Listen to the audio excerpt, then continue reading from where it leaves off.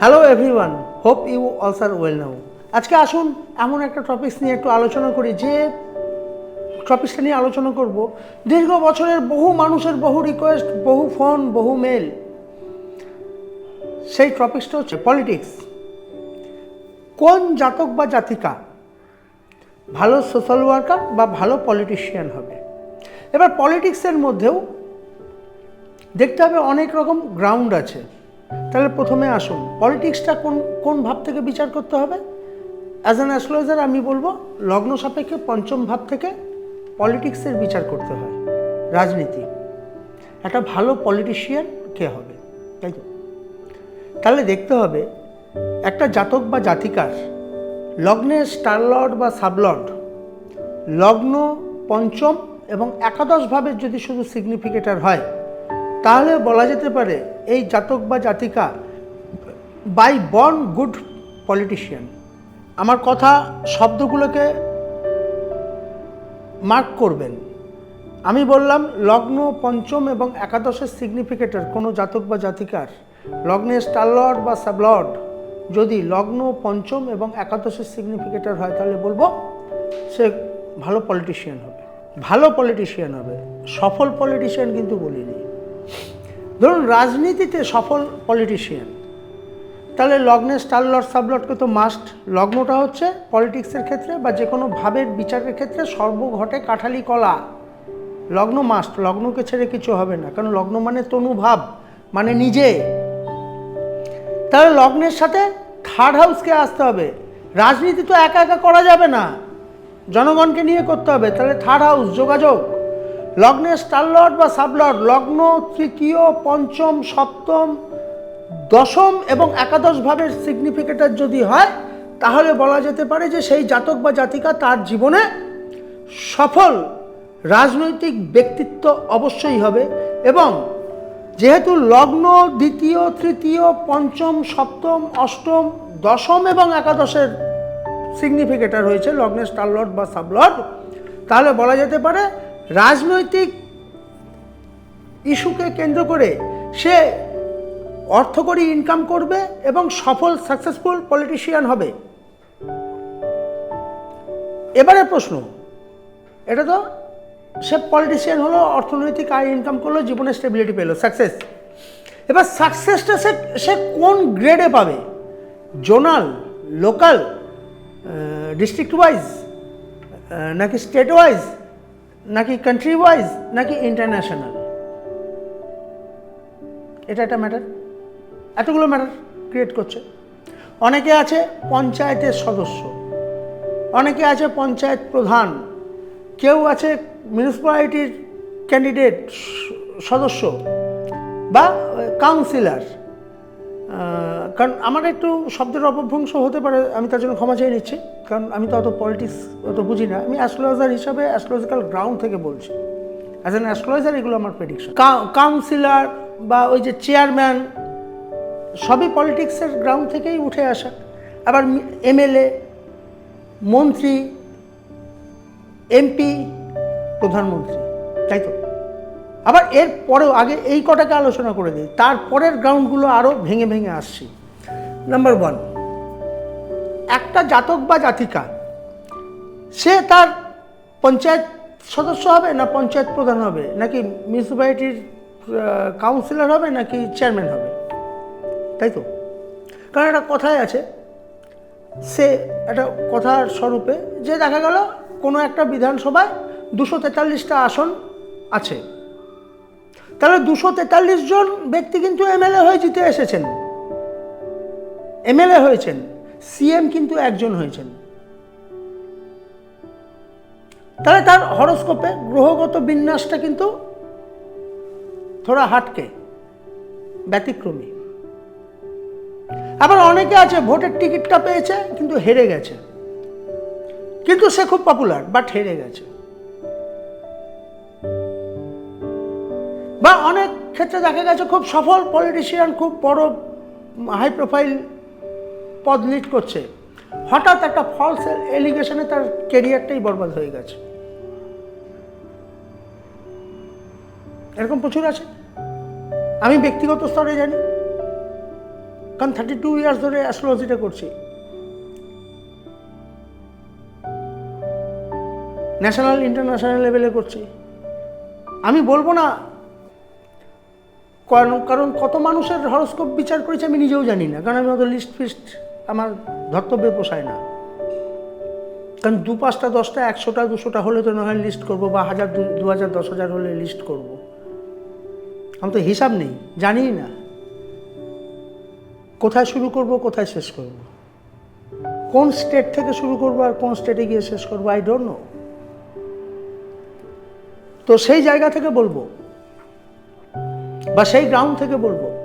আবার অনেক ক্ষেত্রে দেখা গেছে যে একটা জাতক বা জাতিকা, আমি নিজে ব্যক্তিগত স্তরে বলছি,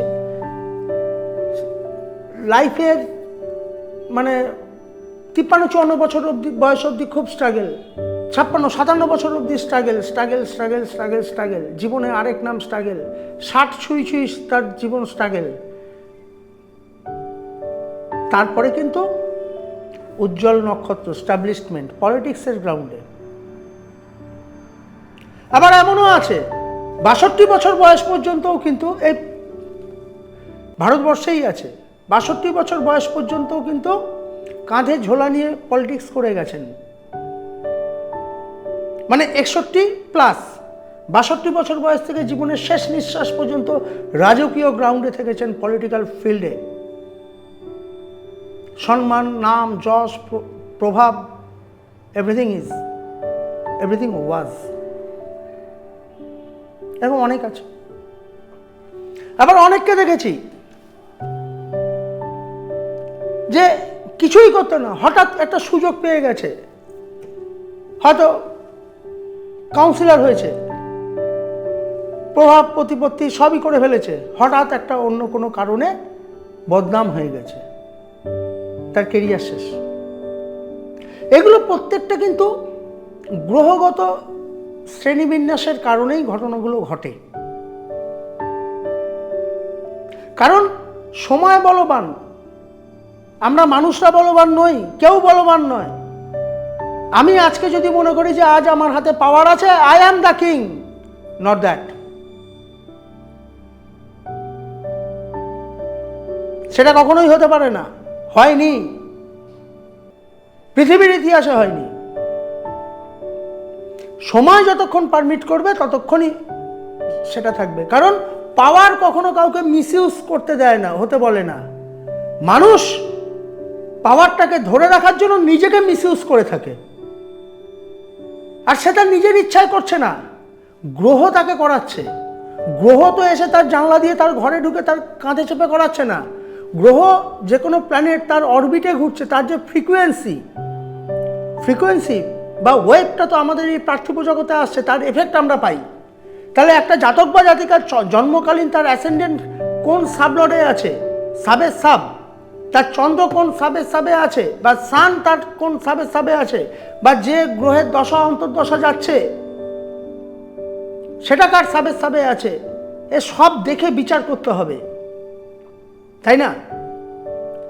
কারণ আমার as an astrologer secrecy of corresponding বা সিক্রেসি অফ করেসপন্ডেন্স, সেই কারণে আমার মুখে কিছু কথা আটকে আছে। আমি এরকম অনেক পলিটিশিয়ানকে চিনি যাদের প্রেডিকশন করেই এসেছি, অনেককে চিনি, অনেককে যারা আজকের তারিখে জিরো লেভেল থেকে জিরো গ্রাউন্ড থেকে একটা জায়গায় তারা প্ল্যাটফর্মে পারফর্ম করছেন। চ্যালেঞ্জ করে বলবো যে আমি চিনি, জানি, কারণ তাদের হরোস্কোপটাও একটা সময় আমি বিচারটা করতাম। কারণ আমি মনে করি একটা ক্লায়েন্ট আমার কাছে একবারই আসবে, দ্বিতীয়বার আসতে আমি চাই না কাউকে। কারণ যা প্রেডিকশন করবার, তার যা করবার সেটা একবারই করব। ওই খাতায় লিখে রাখলাম আসুন প্রতি 3 মাস অন্তর আসুন, ওসব না। তাহলে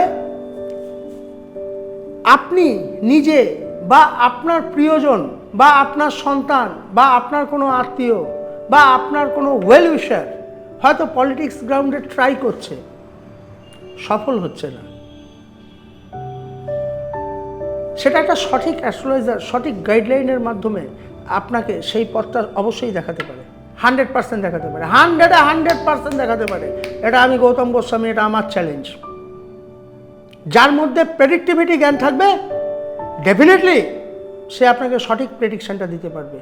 কোন ট্র্যাকে আপনি আপনার লোকাল এরিয়ায় পলিটিক্স করলে আপনি সফল বা হবেন, নাকি ডিস্ট্রিক্ট ওয়াইজে সফল হবেন, নাকি স্টেট ওয়াইজে সফল হবেন, নাকি ন্যাশনাল ওয়াইজে সফল হবেন? সফল তো আপনাকে হতেই হবে, না বলে কিছু নেই। কারণ যার শুরু আছে তার শেষ আছে, আর যেখানে শেষ আছে তার পরের থেকে আরেকটা স্টেজের শুরু আছে। তাহলে একটা হরোস্কোপে যেমন দেখতে হবে যে ন্যাশনাল লেভেলে একজন ভালো সফল রাজনৈতিক ব্যক্তিত্ব হবে কিনা, জনপ্রিয় মানুষ।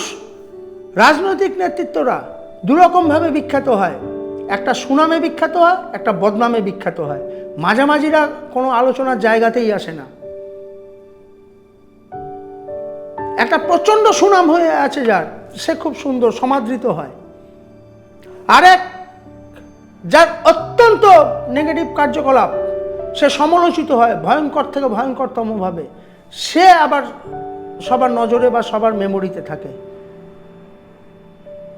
মিডিয়া ক্যাটাগরির মানুষরা কখনো কোনো কারুর আলোচনা সমালোচনা বা কারুর জেলাসের সম্মুখীন হয় না।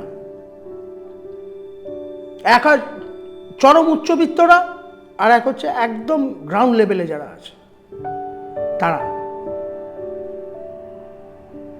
তো সেই গ্রাউন্ড থেকে বলি, একটা সফল, অত্যন্ত সফল রাজনৈতিক ব্যক্তিত্ব হতে গেলে লগ্নে স্টারলর্ড বা সাবলর্ড যদি লগ্ন দ্বিতীয়, তৃতীয়, পঞ্চম, সপ্তম, অষ্টম, নবম, দশম এবং একাদশভাবে সিগনিফিকেটর হয়ে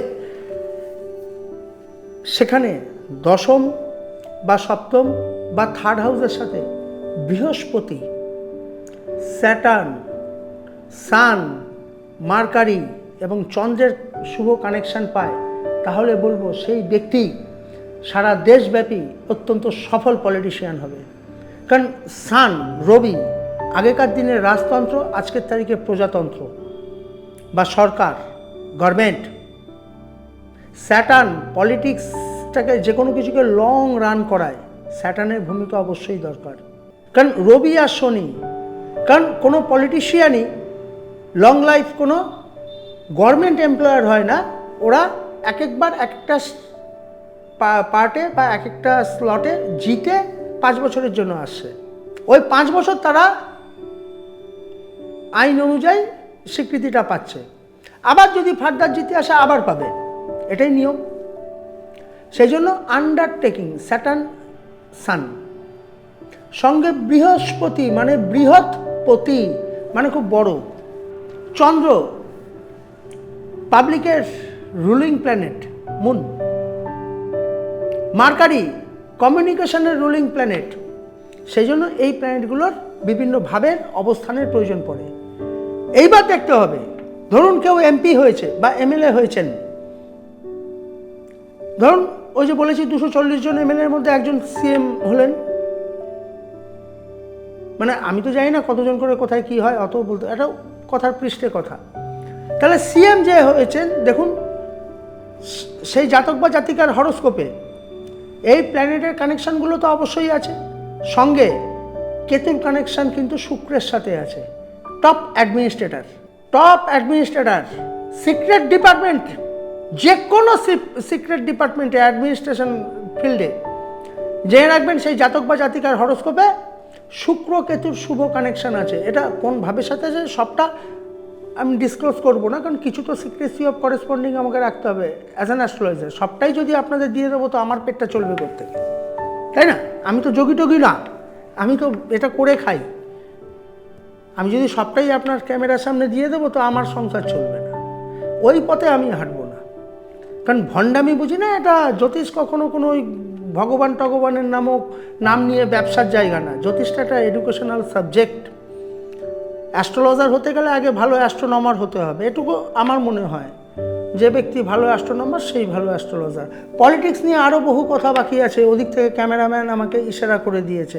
সময় বলবান বলেছি, তাহলে সেই সময় এখন আমার অভাব। প্রত্যেকেই ভালো থাকবেন।